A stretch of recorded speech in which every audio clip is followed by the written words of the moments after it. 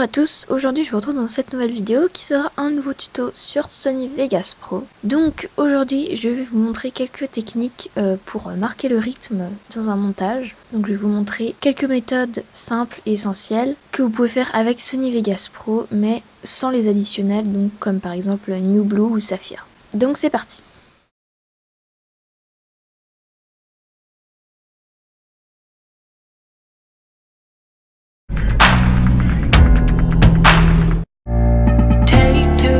Donc on va commencer par des transitions assez simples. Donc autrement dit, tout simplement des transitions déjà toutes prêtes.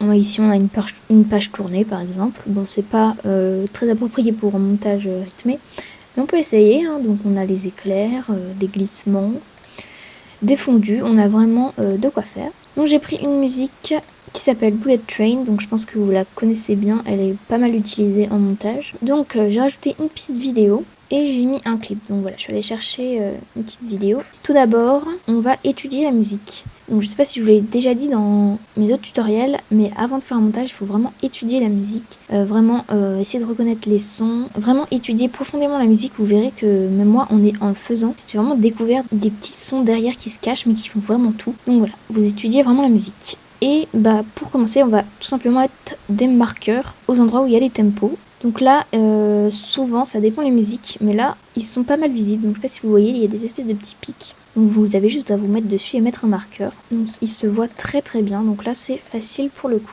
Une fois que j'ai mis tous mes marqueurs, je vais à présent commencer à monter. Donc il va falloir que je sache différencier les types de rythmes. Donc si c'est plutôt un boom, c'est plutôt un clap, si c'est plutôt autre chose, n'importe quoi. Donc par exemple pour ces deux-là, on a plus un boom pour le premier et le deuxième c'est plus un clap. Donc ça c'est vraiment important de regarder ça, puisque pour les montages après, de mettre des transitions différentes, ça va vraiment faire toute la qualité du montage. Donc je vous le remets une fois.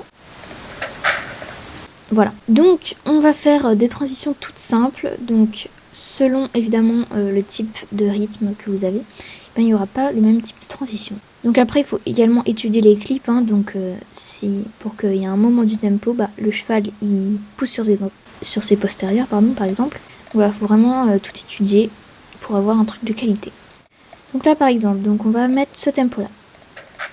Donc c'est plus un espèce de boom. Et donc ça dépend. Moi en général je mets des transitions qui durent entre 4 et 6. Donc ça dépend. Là par exemple le marqueur c'est vraiment le milieu. Donc je me décale de 2 sur la droite et de 2 sur la gauche. Ça dure 4. Donc 1, 2, 3, 4. Donc ça après c'est vraiment à vous de voir. C'est technique. Chacun fait un peu comme il veut.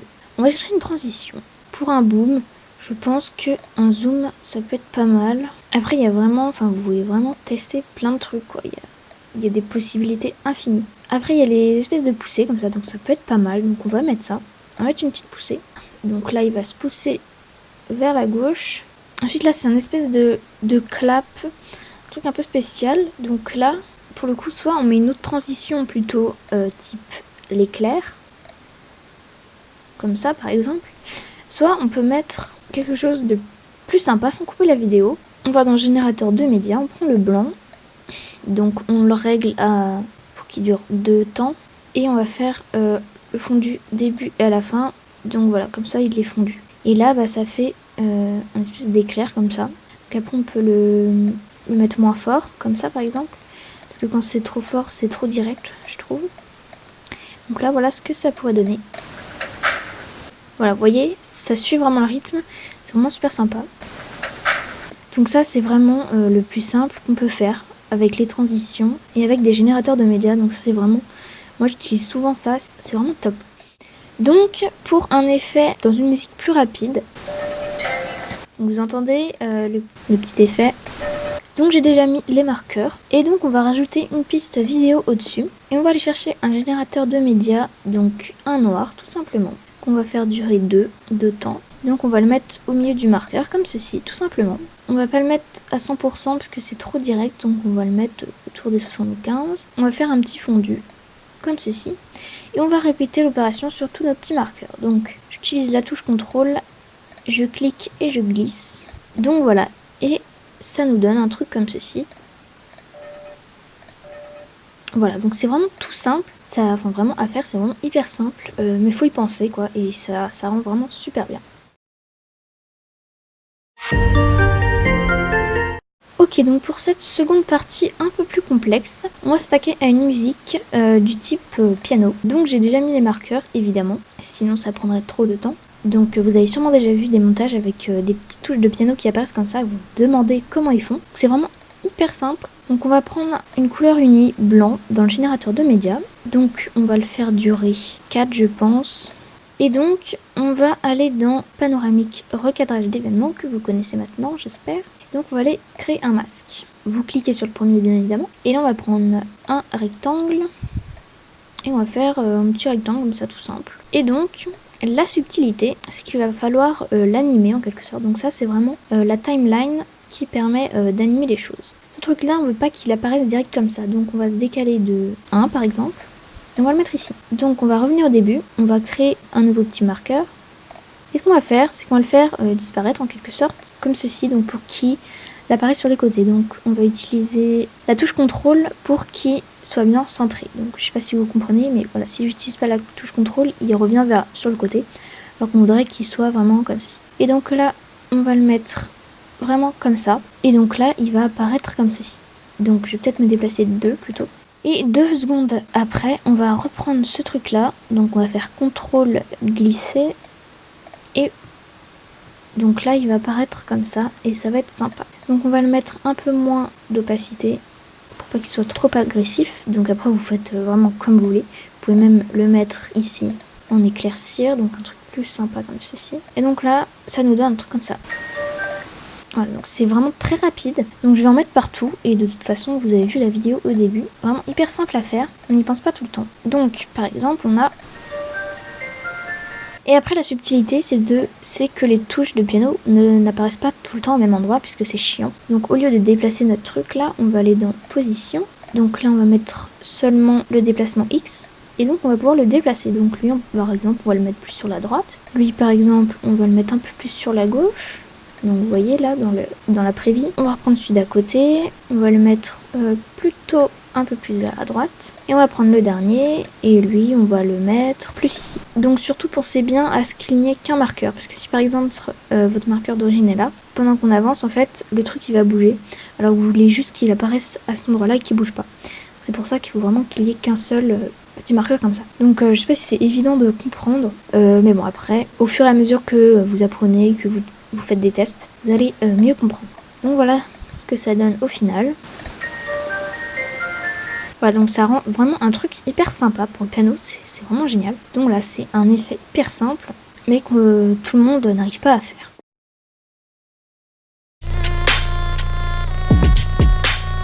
Donc là, on va s'attaquer à quelque chose de plus compliqué, plus ou moins. Je vais vous montrer un petit peu comment on va faire les petits effets de bande noire sur les côtés, donc qui est vraiment un effet à la mode, si on peut dire ça. Ça rend vraiment super bien. Donc je vais aussi vous montrer comment accélérer ou ralentir une vidéo pile au moment du rythme, donc ça rend vraiment hyper bien aussi. Et je vais aussi vous montrer un petit effet vidéo qui s'appelle inversion, autrement négatif. Donc voilà, ce truc là, qui est vraiment un effet qui rend vraiment super bien. Donc c'est vraiment important de varier les effets dans vos montages pour le rendre plus riche. Donc là j'ai fait en sorte que le cheval fasse son appel d'intérieur pile au moment où il y a le petit boom là. Donc je sais pas si ça se voit bien mais voilà, donc c'est assez discret. Il y a certaines vidéos où on voit mieux mais bon voilà, c'est histoire de... Ensuite on a un gros boom ici. Et donc je vais un petit peu vous montrer comment faire les bandes noires sur les côtés. Donc pour ceci, vous allez sur votre vidéo cliquer ici. Et donc on va mettre un petit plus à l'endroit où il y a le tempo. Et on va décocher, verrouiller le format d'image. Et on va simplement faire comme ceci. Voilà. Ou ça peut être sur ces côtés-là, bien évidemment. Et donc là, pour que ça fasse une petite animation très sympa, on va revenir 1 et 2 en arrière. Et on va remettre le normal ici. Et pour que ça soit pas trop direct, à la fin on va mettre un peu plus, donc 4 par exemple, et on va remettre un petit truc normal, le même qu'ici. Donc là vous voyez, ça fait un truc comme ceci. Donc voyons ce que ça donne. C'est un truc du tonnerre, moi j'adore. Donc ça rend vraiment super bien. Après vous pouvez par exemple rajouter un petit zoom. Donc sur le même petit marqueur où vous avez mis vos bandes noires, vous allez reverrouiller le format et juste zoomer un petit poil pour vraiment rajouter une petite touche. Donc voilà, ça zoome un petit peu et ça rajoute vraiment quelque chose. Donc là, on a un petit truc aussi assez rapide. Donc là, par exemple, on va faire donc l'accélérer ralentir comme je vous avais dit. Là, je fais vraiment 3 effets en un. Donc ici, on va simplement couper la vidéo donc un petit peu avant, donc 2 par exemple. On va l'accélérer, donc on va couper un petit peu après. Par ici, par exemple. On va la faire arrêter à peu près sur le marqueur. On va appuyer sur la touche contrôle. Donc là, on vous affiche un petit truc qui s'appelle étirement de la durée. Donc là, on va simplement le faire revenir jusqu'ici. On va remettre notre vidéo. Et normalement, tout là, c'est accéléré et après, il ralentit. Donc là, c'est pas hyper flagrant. Donc pour que ce soit un peu plus accéléré, vous avez juste à prendre un peu plus de vidéos à la fin. Donc c'est une manip un peu pénible parce qu'il faut le refaire, enfin faut faire annuler. C'est assez complexe en fait, hein. Je vous fais ça comme si vous connaissiez tout, mais en vrai je me rends pas compte que parfois c'est très complexe.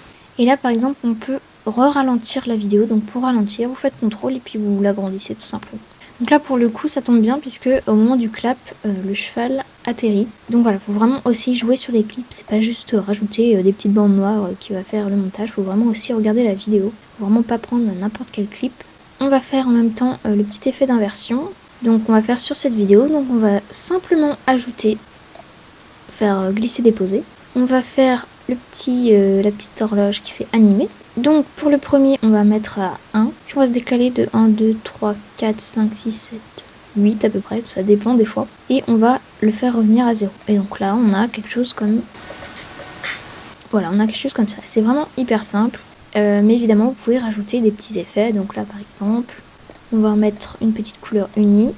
Voilà, donc là, c'est vraiment la base pour le rythme.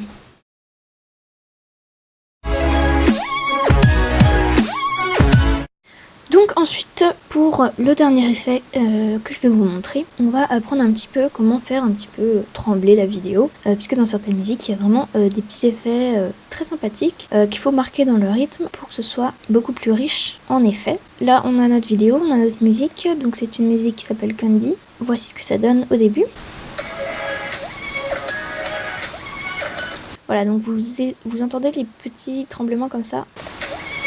Donc j'ai déjà mis les petits marqueurs. Ça, c'est mon marqueur de début et ça, c'est mon marqueur de fin pour l'effet. Donc c'est pareil pour... Là, on va le faire 2 fois. Donc pour faire trembler, il y a plein de méthodes, mais je vais vous montrer 2 méthodes les plus simples. Pour le premier, on va aller dans recadrage d'événements, donc toujours pareil. On va mettre notre marqueur à peu près au début et on va mettre un autre marqueur à la fin. Oups, pardon, c'est pas un masque, c'est un marqueur. Pardon.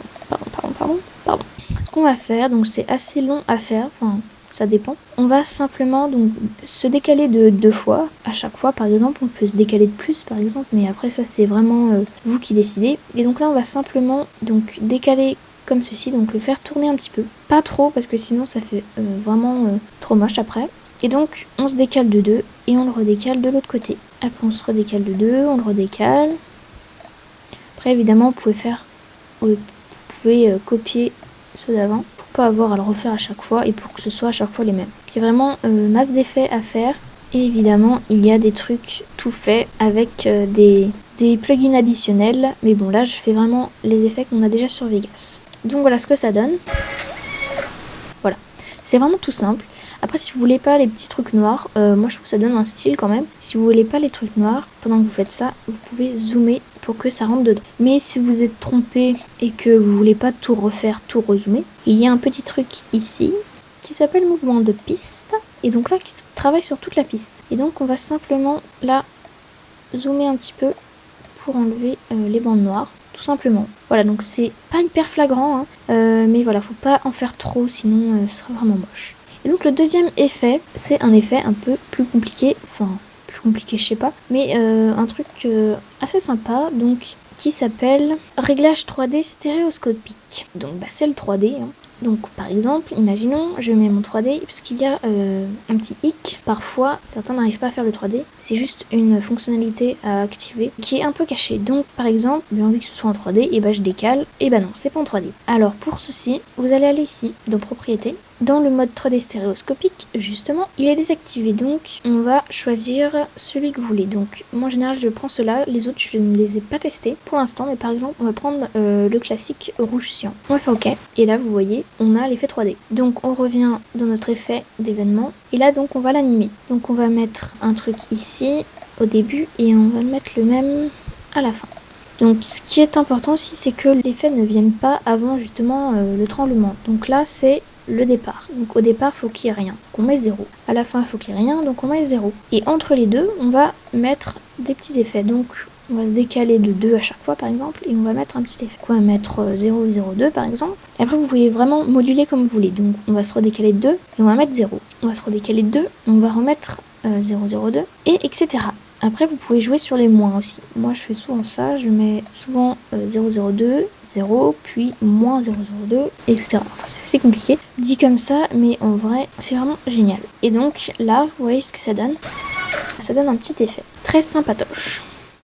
Donc voilà, j'ai terminé avec cette vidéo. Je vous ai à peu près tout dit pour le rythme de base en tout cas. Après, je vous ferai d'autres tutos plus poussés si vous en avez envie, s'il y a un certain effet sur une de mes vidéos qui vous intéresse de pouvoir faire. Voilà, donc quand c'est des effets simples, c'est toujours plus sympa, ça rend vraiment bien. Vous voyez juste générateur de médias. On rajoute juste un truc noir par-dessus et ça fait tout. Donc c'est beaucoup mieux que de faire des transitions complexes avec des espèces de pages roulées, des machins un peu bizarres. Ça sert à rien, ça c'est pour les diaporamas photo.